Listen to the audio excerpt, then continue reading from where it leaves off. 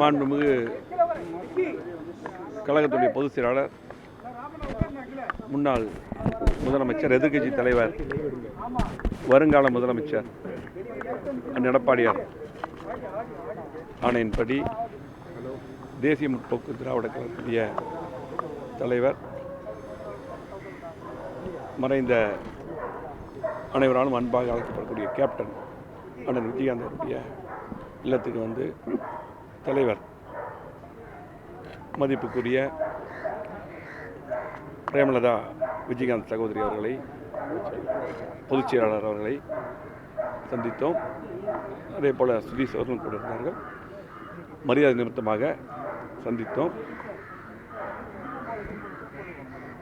அதாவது ரெண்டு பக்கமும் குழு போடப்படும் என்று சொல்லியிருக்கிறார்கள். குழு போட்ட பின்னால் மற்ற பிரச்சனைகள்லாம் பேசிக்கலாம் சொல்லியிருக்காங்க. கூட்டணி உறுதி நடத்திக்கலாமா? அதிமுக தேமுதிக கூட்டணி உறுதி நடத்திக்கலாமா? நேரடியாக வந்து ரெண்டு பேரும் சந்திச்சு பேசணும்னா அப்புறம் நீங்க இன்னைக்கு வந்து மரியாதை பார்த்துக்கணும். நீ ரெண்டு பக்கம் குழு போடுவாங்க, அதுக்கப்புறம் பேச்சுவார்த்தை நடக்கும்.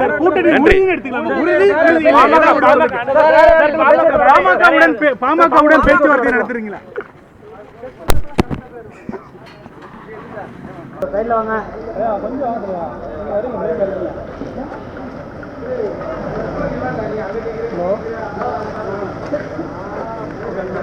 இங்க இருந்து இருங்கப்பா.